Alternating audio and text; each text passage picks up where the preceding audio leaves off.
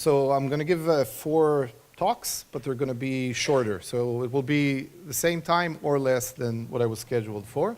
And the talks are going to go from the very, very practical and not math at all, deeper and deeper into the technical and math. So I'm going to start with something that is completely, basically has no math in it, but is related to blockchains, and it is about what we at Starkware want to do soon. And then we will dive a little bit deeper into how STARKs are connected to the PCP theorem.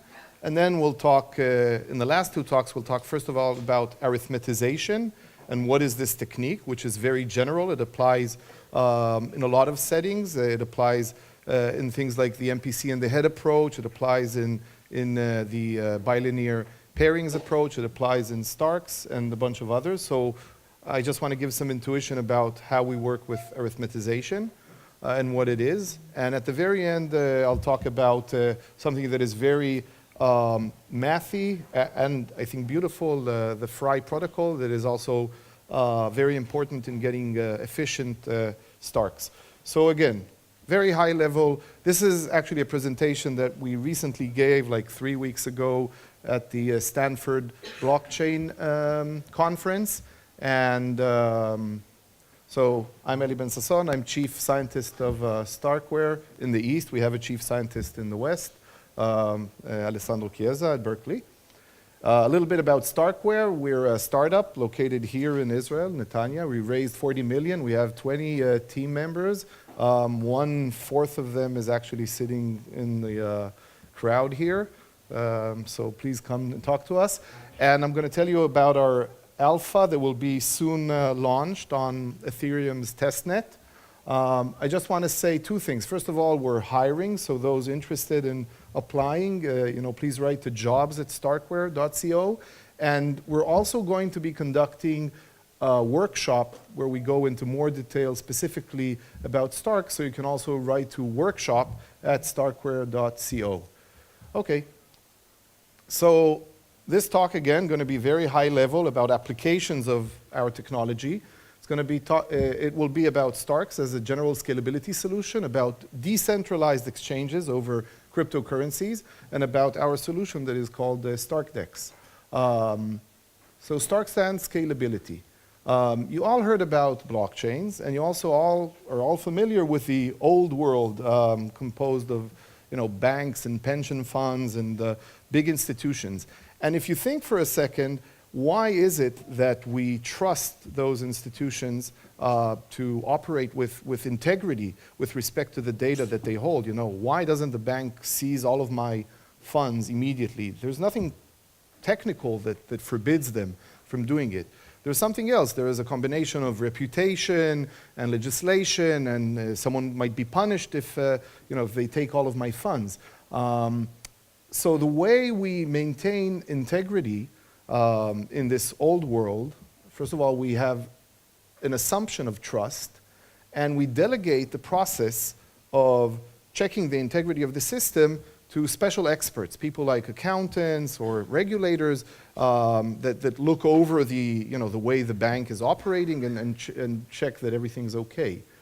And we can call this delegated accountability, where the process of making the system accountable is delegated to a small set of experts. The new world of blockchains offers a very different kind of model, one in which it is said, don't trust, verify. And what really happens is that everyone should be able to verify the integrity of all of the system using their laptop. And we can call this inclusive accountability. Everyone is invited to check that everything's okay. And if you ever downloaded a node for one of these permissionless blockchains, be it Zcash or Ethereum or Bitcoin, what your node probably did for the first time is basically go over all blocks from the genesis and check each and every transaction, right? And then by this you are participating in this new and exciting process of inclusive accountability that is very different from the old world, and it's a beautiful principle. So this raises 2 problems immediately. The first one is that of privacy. If everyone sees all the transactions, then immediately you sort of compromise the privacy because we all see our peers' transactions. And that's not good in terms of privacy. A company can't operate if its finances are open to its competitors, okay? And the second problem is that of scalability. And it goes like this. If you want everyone to be able to follow and track what's going on in the network constantly, then you can't increase the throughput just whenever you want to, because this would exclude people with smartphones and laptops from participating in this marvelous process. So zero-knowledge proofs, in general, of which ZK STARKs are a special kind, but all the stuff that you've been hearing about over this week, zero-knowledge proofs, can be used, of course, as a privacy solution. And I think by now this is pretty well established, at least the people sitting here. So I won't be talking too much about it in all of my talks. I'll be focusing more on the scalability aspect.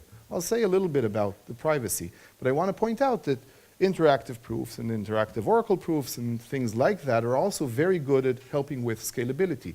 And that's what I want to focus on. So let's see what problem arises if you want to maintain inclusive accountability. So here's a plot. What does it mean to scale the system up? It means that you want to basically push the throughput of the network to the right. So if this graph tells you what is the number of transactions per block or per second, you would like to push it to the right. Of course, you'll be paying if everyone needs to check every transaction. You linearly pay in the amount of computation time for verifying this, right? If now instead of verifying 10 transactions per second, I need to verify the correctness of 1,000 transactions per second, my computer is going to work 100, whatever it is, more time. Some factor bigger than that, right? Okay, so that's the problem, that as we want to scale up, we need to also increase the computation time.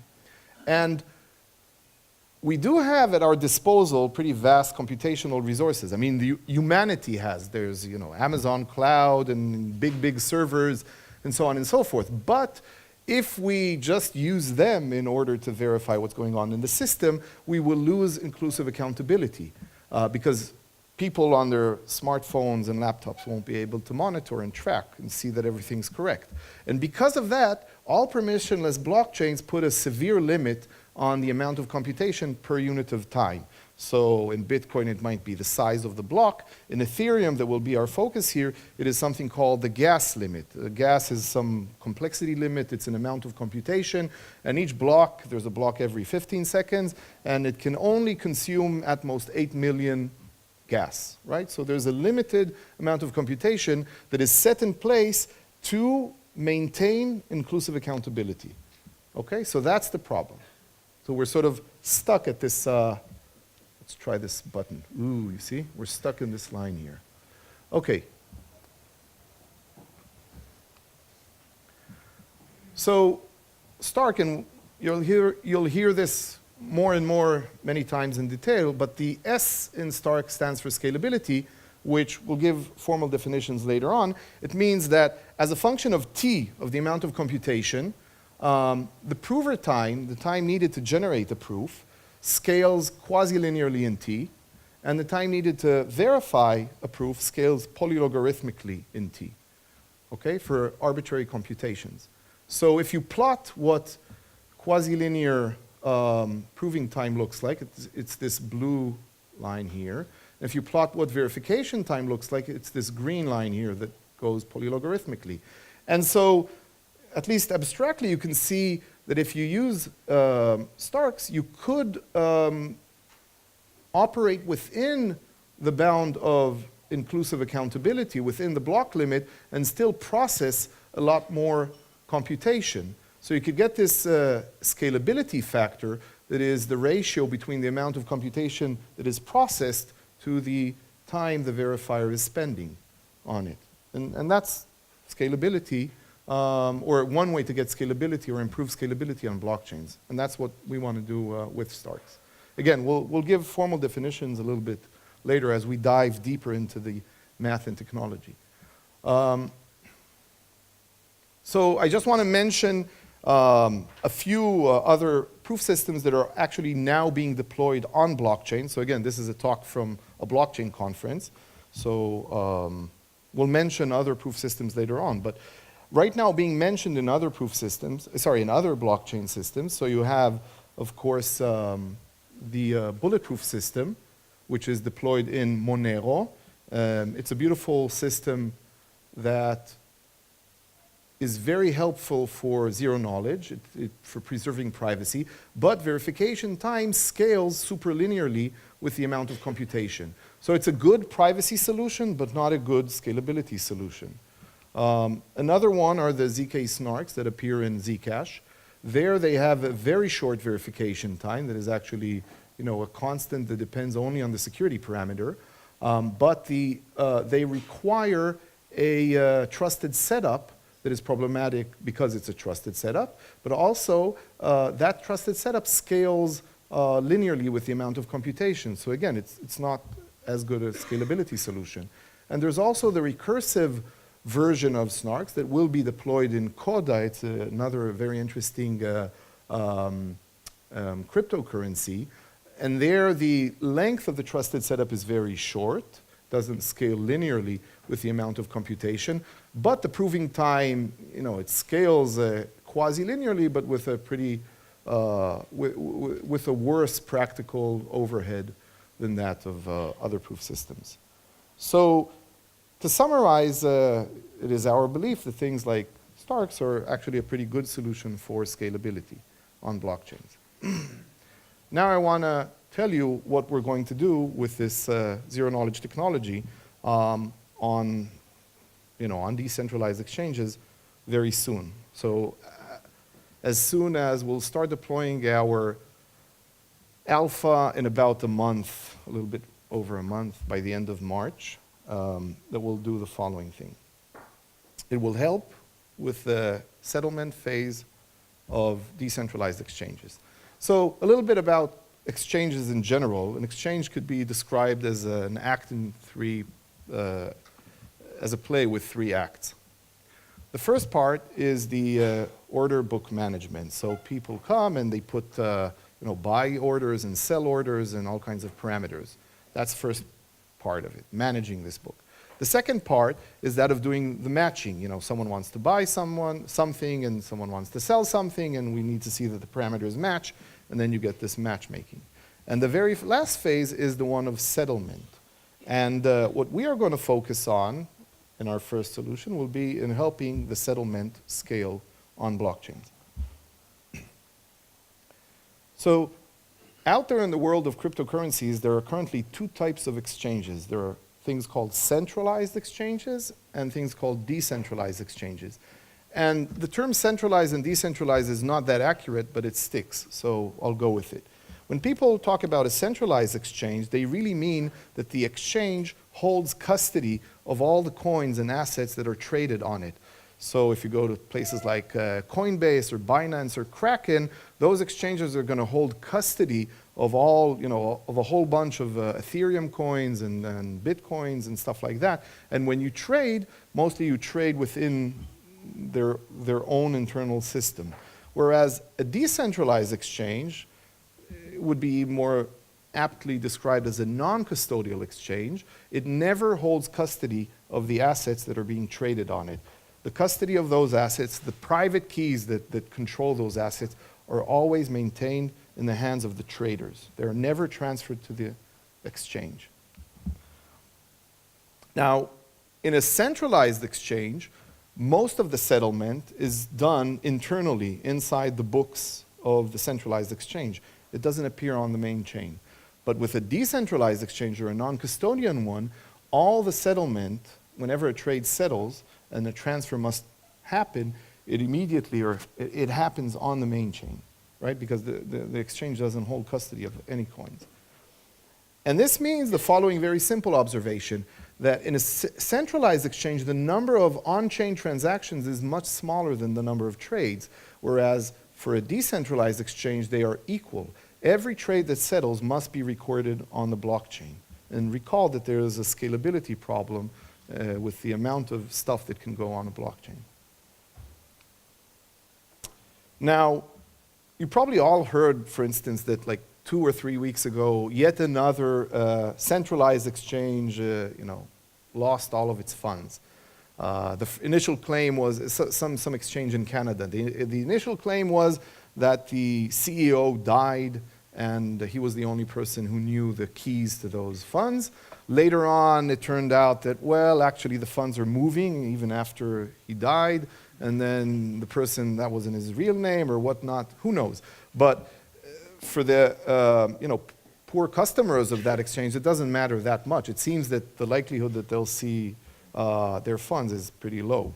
So this could not happen on a decentralized exchange. This decentralized exchange doesn't have this central honeypot of crypto assets that people could go after from the outside or from the inside. It just doesn't appear, right? Because the custody of the assets are always, is always with the traders, not with the exchange.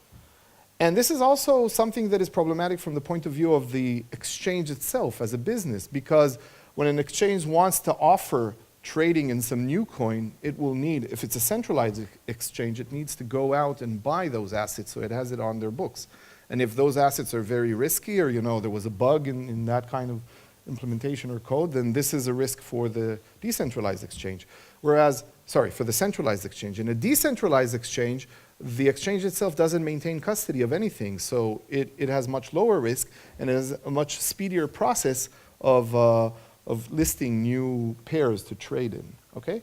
So it seems that decentralized or non-custodian exchanges are really great. So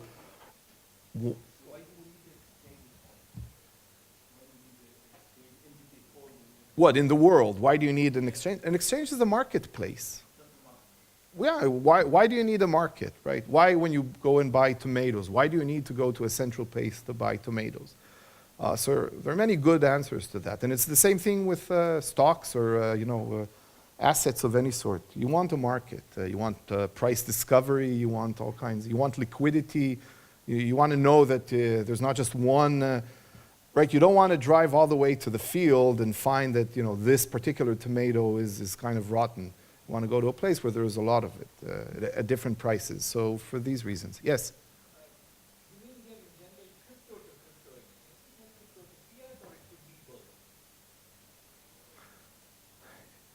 It could be both, but no, I mean,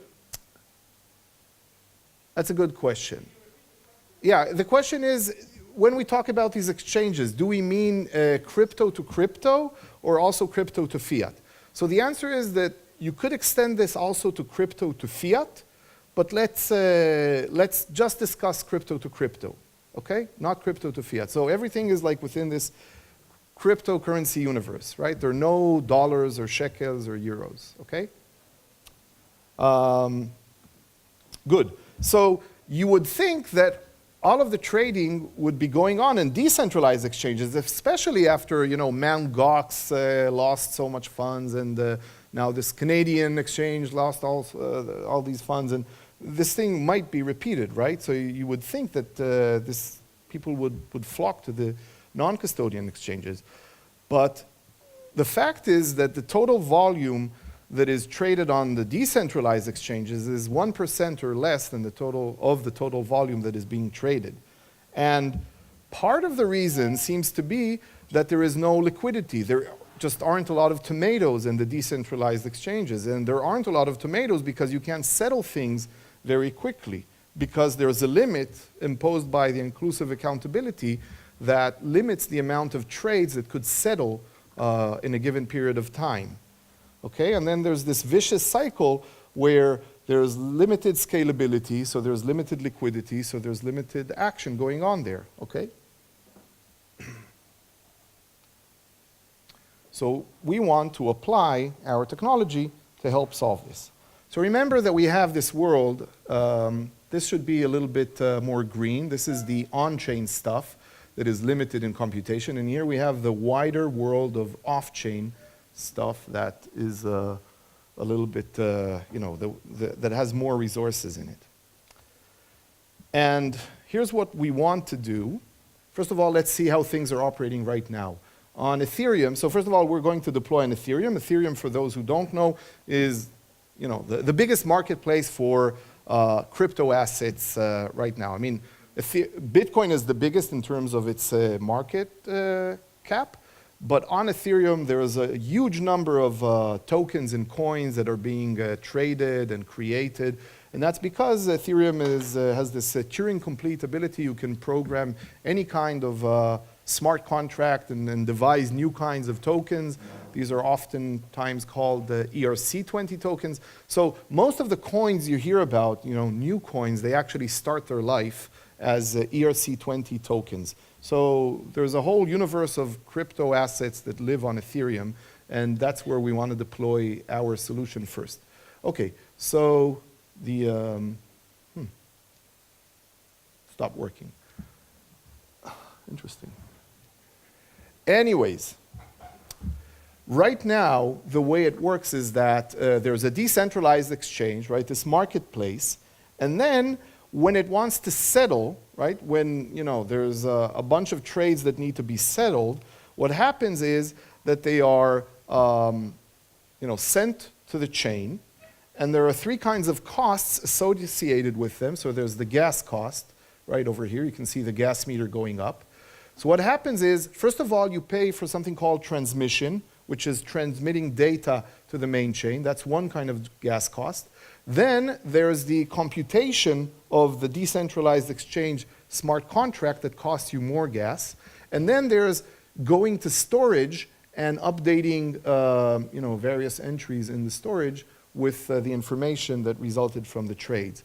And the main thing is that if you have n transactions and n trades that you need to settle, then the amount of gas is going to be linear in n, right? It's roughly 200,000 units of gas per trade. Okay. So what we want to do is we want to have a verifier, a Stark verifier. This is a special kind of a zero-knowledge verifier, but actually here we're deploying it without the zero-knowledge aspect, without the privacy-preserving aspect, only with the scalability aspect. So we'll have a verifier smart contract that sits on the main chain, but then on off-chain we'll have a prover node that generates proofs and will maintain the data about the accounts also off-chain. Okay? And the way things are going to settle is that the decentralized exchange is going to be sending transactions not to the chain, but to our prover node, right, over here. And then the prover node, oops, sorry, there was this whole animation going on. Wait.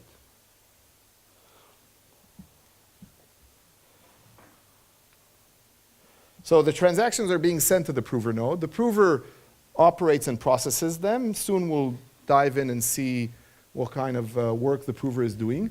And then each time a transaction is being, or a trade is being settled, the prover will also go to the data and update this Merkle tree and update the Merkle root. That's this MR thing.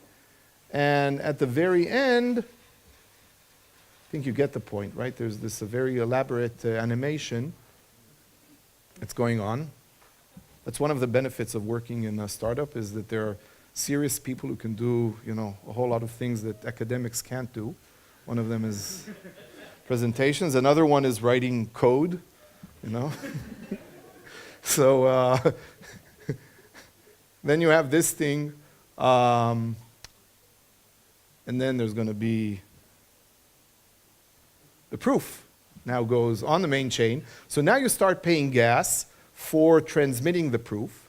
And then there's gas for running the verifier contract. And now there's gas, but very little gas, that is related to putting the new Merkle root of the state of the system on the main chain. Okay. And the main thing is that scalability allows you to pay only a gas cost that is proportional to something that is logarithmic in n, or to be more precise, polylogarithmic in n. But so we went from n to something that is exponentially smaller than n as a function of the... Yes? You will explain how to prevent spending, why when you are doing it locally here, why couldn't people have spent on the main chain? When you have such a pretty presentation, why be bothered with details like that. I'll answer questions. We'll see. I'll go into more detail about what's happening. But yeah, there are a lot of attack vectors that one needs to think about. And I can try to answer some of them. Okay.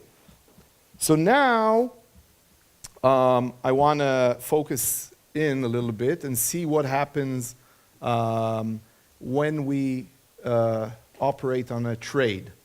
So a trade, you have Alice interacting with Bob, but actually because this is a Stark proof, so maybe this should be Arya transacting with Bronn, for those who are familiar with Game of Thrones. And right, she's selling rubies for diamonds. So this is the trade, and here are the digital signatures, Arya's and Bronn's digital signatures. Okay, so this goes inside to inside the prover machine, and what the prover does is scan the signatures and check that they're correct. And then this gets recorded. So this little piece of paper represents the execution trace of the computation that would have been executed by an honest party auditing the system. Right? So this is recorded. This is the beginning of the computation. And now the information goes and moves to the Merkle tree. And Arya's account gets updated, and Bronn's account gets updated, and this information goes back, and we record the new Merkle root, and that's the first step of the computation. Now, Cersei wants to transact with Daenerys, right? Those dragons are pretty costly, I need to sell some diamonds to feed them. And once again, this thing happens. And so on for end trades. So here we have this execution trace that records what the computation looks like and what the honest prover should be performing. And now, math. There'll be other parts to the talk. Well, we're going to give a little bit of details. But so now you generate the proof. And later talks will explain a little bit how the proof is generated. Now the proof gets attached to the Merkle root of the new state. And notice that once again, more math. Okay. And now this goes back and updates. Okay. So I won't try to do the demo here, but we actually have a demo. But I do want to show you what the results are that we presented. For a price limit of 8 million gas, one can compute that you can't have more than 50 settlements per block of Ethereum for decentralized exchanges in the current system. Okay? So we actually ran some numbers. We have a smart contract already operating on a test net. And we first showed that you can settle 30 trades for a gas cost of roughly 5.5 million. But we also showed that you can settle the analog of 500 trades for a gas cost of roughly 6.5 million. And we believe that not by the time of the alpha, which is in 1 month, but by the time we reach our MVP that will actually integrate to a decentralized exchange, we can probably settle within a single block gas cost of 8 million gas, we can probably settle the analog of 10,000 trades and more. And this is something that we aim to do in roughly half a year.